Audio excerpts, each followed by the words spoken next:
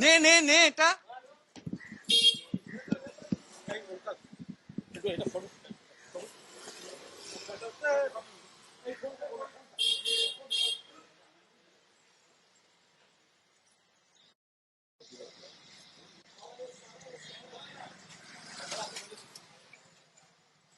কি হচ্ছে ভাই?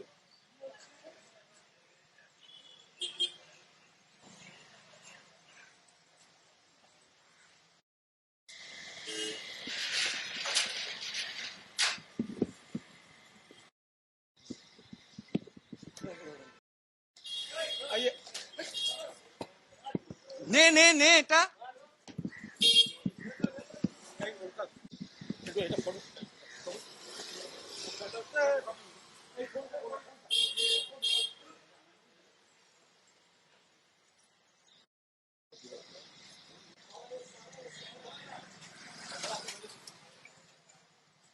কি হচ্ছে ভাই?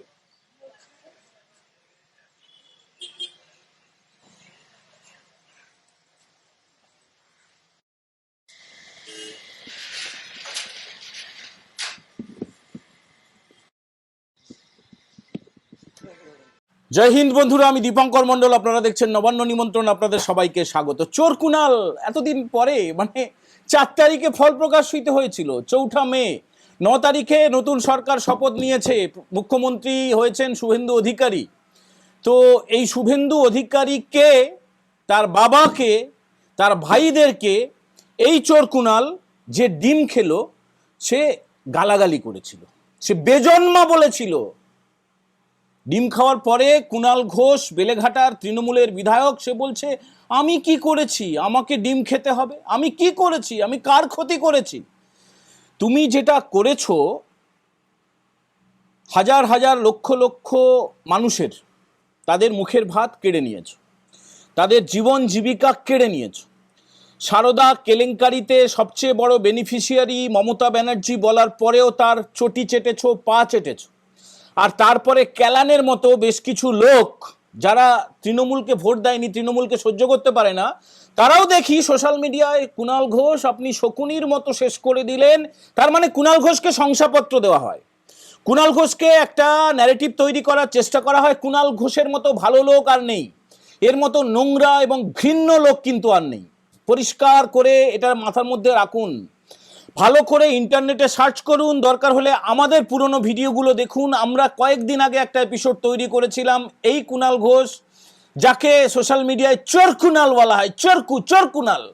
সেই চোর কুণাল সে কিরকম নোংরা, অসাংবিধানিক, বেআইনিভাবে, শুধুমাত্র ক্ষমতায় থাকার দম্ভে, অহংকারে সে কি কি করে বেড়াতো, সে কি কি বলে বেড়াতো, ধরাকে সরাজ্ঞান করতো। এতদিন তো আমি ভাবছিলাম বেলেঘাটায় ডিম খাবে, তার কারণ সব্যসাচী দত্ত বিভিন্ন জায়গায়, জেলায় জেলায়, যেখানে এই যে লুচ্চা ভাইপো তার সাগরেদকে খালি পায়ে কান ধরিয়ে হাত জোড় করিয়ে ফলতার সোকল্ড পুষ্পা জাহাঙ্গীর খানকে রাস্তায় গরমের মধ্যে হাঁটানো হচ্ছে কোমরে দড়ি বেঁধে, সেই কুণাল ঘোষের তো দম্ভের শেষ নেই। সে তার এই সুকিয়া স্ট্রিট বলে একটা রাস্তা আছে উত্তর কলকাতায়, রামমোহন সরণি বলে একটা জায়গা আছে আমহা স্ট্রিটের কাছাকাছি, সেখানে সে যে দম্ভে ঘুরে বেড়ায়, আজকে এই যে ডিমটা খেয়েছে সেটা হচ্ছে তার যে একদম আরাধ্যা রাক্ষসী মমতা ব্যানার্জি 30B হরিশ চ্যাটার্জি স্ট্রিটে ঢোকার সময় ওখানকার স্থানীয় কিছু ছেলে, তারা তো ডিম মারার চেষ্টা করেছিল। এই স্বরূপ দেখো, স্বরূপ বলতে সম্ভবত মমতা ব্যানার্জি যখন রেলমন্ত্রী ছিলেন তখন থেকে মমতা ব্যানার্জি নিরাপত্তা রক্ষী হিসেবে কাজ করেন। তারপরে যখন এই মমতা ব্যানার্জি জিহাদিদের রানী, তিনি যখন মুখ্যমন্ত্রী ছিলেন 15 বছর ধরে, তখন এই স্বরূপ এবং দ্বিবেদী বলে দুজন ছিল। তো এটা মহানুভবতা দেখিয়েছেন এখনকার মুখ্যমন্ত্রী শুভেন্দু অধিকারী। এই মমতা ব্যানার্জিকে Z+ তিনি সিকিউরিটি দিয়েছেন। তো এখনো পর্যন্ত মমতা ব্যানার্জি চোর চোর স্লোগান, বাংলাদেশি জিহাদি ছাড়া তিনি প্রকাশ্যে কোনো গালাগালি খাননি, ডিমও খাননি। কিন্তু তার যে ভাইপো, লুচ্চা ভাইপো, সে ডিমে স্নান করেছে। এবং লুচ্চা ভাইপো খানিকক্ষণ আগে তার যে কি চলছে সেটা নিয়ে আমরা পরে বিস্তারিত বলবো। সকাল থেকে সে গিয়েছে সল্টলেকের সিজিও কমপ্লেক্স। বন্ধুরা, 8 ঘন্টা আগে লুচ্চা ভাইপোকে ইডিতে তাকে তলব করা হয়েছিল, সে ঢুকেও ছিল। এবং সকাল 11টার আগে সে সল্টলেকে সিজিও কমপ্লেক্সের সামনে চলে যায়। সংবাদ মাধ্যম তাকে চুরি টুরি নিয়ে অনেক কিছু জিজ্ঞেস করেছিল, সে কোনো উত্তর দেয়নি, উত্তর দেওয়ার মতো তার অবস্থাও নেই, একদম চোখ মুখ শুকিয়ে গেছে, ঘুমও হচ্ছে না, লাগাতার জেরা করা হচ্ছে যে লোকটাকে। আর যে লোকটা যে কোনো দিন ঢুকে যাবে, কবে কতদিনের জন্য যে ঢুকবে, কত বছরের জন্য যে ঢুকবে, কারণ তার চুরির শেষ নেই। তো দেখুন, এই জন্য আমরা একটু অপেক্ষা করছিলাম যে লুচ্চা ভাইপো সংক্রান্ত হয়তো একটা ভালো খবর আপনাদেরকে দিতে পারবো, কিন্তু 8 ঘন্টা হয়ে গেল এখনো পর্যন্ত ভেতর থেকে কোনো খবর পাওয়া যাচ্ছে না। আবার অন্যদিকে ওয়ার্ল্ড কাপ ফুটবল চলছে, ফিফা ওয়ার্ল্ড কাপ 2026 শুরু হয়ে গেছে, আপনারা অনেকে সেটা নিয়ে মেতে গেছেন।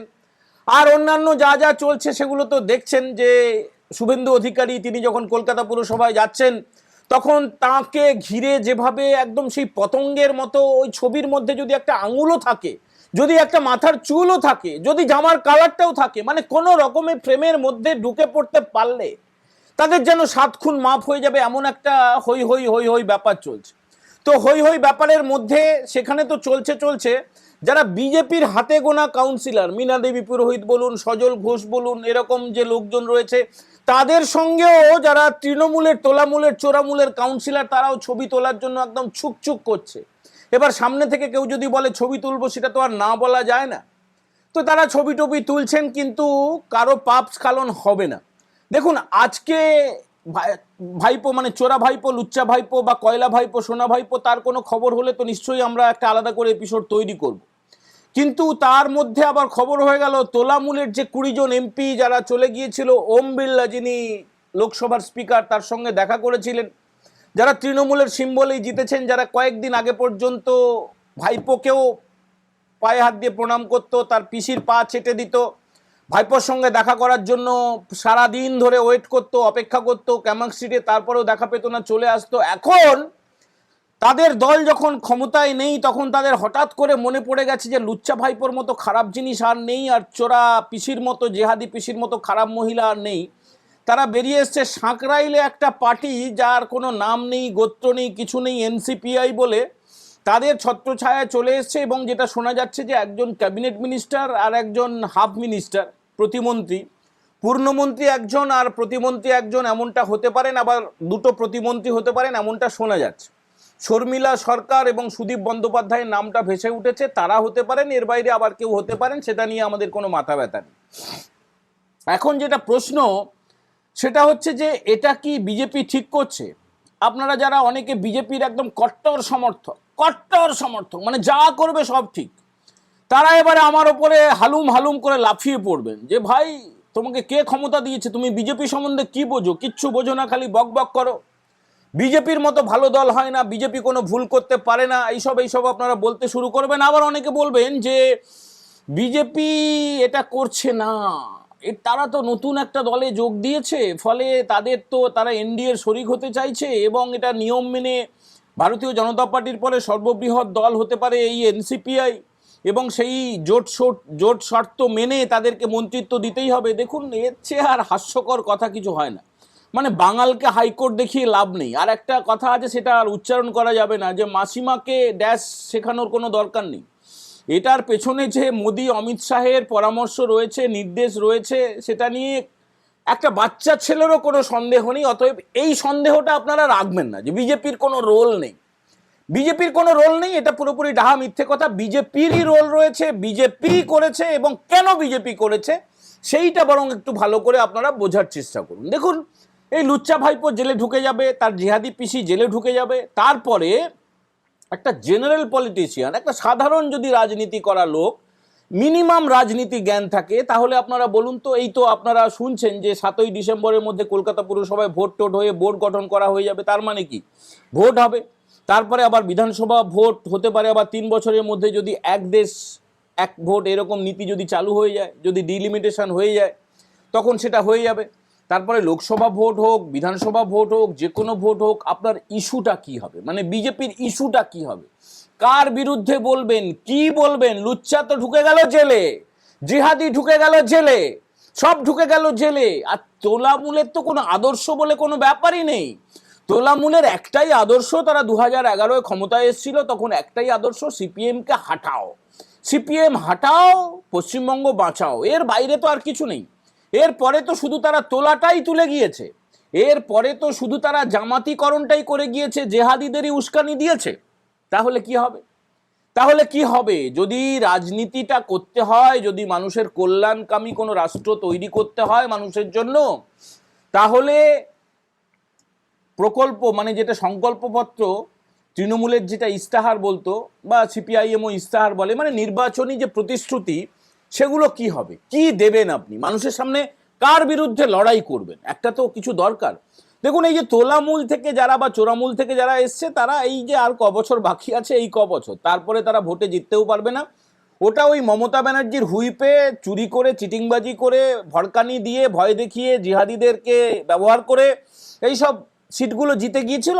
এই লোকগুলো আর জিততে পারবে না, এটা নিয়ে আর কোনো বিন্দুমাত্র আপনারা সংশয় রাখবেন না। এটা ঠিকই যে একদম জোট শর্ত মেনে তাদেরকে দেওয়া হচ্ছে।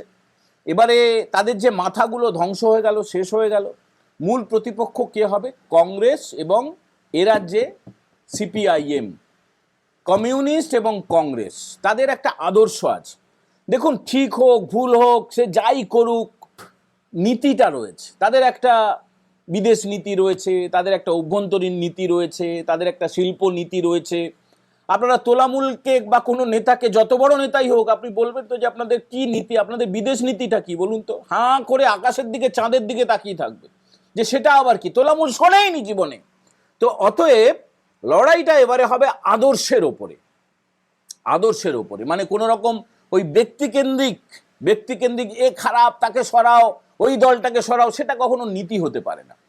আদর্শের ওপরে লড়াইটা হবে, যেটা আরএসএস এর আদর্শ, সেটাই বিজেপির আদর্শ, এবং সেই আদর্শটাকে গোটা ভারতে, গোটা অখণ্ড ভারতে ছড়িয়ে দিতে হলে যা যা করা দরকার তাই তাই করছে আরএসএস এর, নিশ্চয়ই এখানে অনুমোদন রয়েছে। এবং অবশ্যই বিজেপির যারা শীর্ষ নেতৃত্ব, মানে নরেন্দ্র দামোদর দাস মোদী হোক, অমিত শাহ হোক, বা এ রাজ্যের যিনি মুখ্যমন্ত্রী শুভেন্দু অধিকারী হোক, বা এ রাজ্যের যিনি দায়িত্বে রয়েছেন দলের শ্রমিক ভট্টাচার্য হোক, এদের অনুমতি ছাড়া, পরামর্শ ছাড়া কখনো হচ্ছে না। আর হঠাৎ করে বিজেপির মতো ভুল সিদ্ধান্ত নিচ্ছে, নিজের পায়ে নিজে কুড়ুল মারছে, দেখবে এরপরে কি হয়, এরপরে ধসে যাবে, নিচুতলা কি করবে, তারপরে কি হবে, ওই পরে কি হবে, এগুলো ভাবাচ্ছে। একটুখানি দূরদর্শী হওয়াটা মনে হয় ভালো। একটু দূরদর্শী হয়ে ভাবুন যে বিজেপি যা যা করছে সেটা কয়েক বছর পরে কি হবে সে কথা ভেবেই কিন্তু এই কাজগুলো করছে। তার ফলে মন খারাপ করার কোনো দরকার নেই, ভেঙে পড়ার কোনো দরকার নেই। আর একটু অপেক্ষা করুন, যদি সিজিও কমপ্লেক্স থেকে কোনো খবর আসে সেটা নিয়ে আলাদা এপিসোড তৈরি করব। যারা প্রথমবার দেখছেন তারা অবশ্যই নবান্ন নিমন্ত্রণ চ্যানেলটা সাবস্ক্রাইব করে বেল বাটনে প্রেস করবেন। আর আমাদের বক্তব্য তো আমরা জানালাম যে বিজেপি যা করছে এটা ঠিক করছে, এটা আমাদের বক্তব্য। আপনাদের বক্তব্যটা কি? আপনারা কি মনে করছেন, কি চোখে দেখছেন, কি চেয়েছিলেন, কি পেলেন, কি পেতে চাইছেন, অবশ্যই কমেন্ট করে জানাবেন। সবাই ভালো থাকবেন। এখনকার মতো এই এপিসোড আমরা এখানে ইতি করলাম। জয় হিন্দ, বন্দে মাতারাম।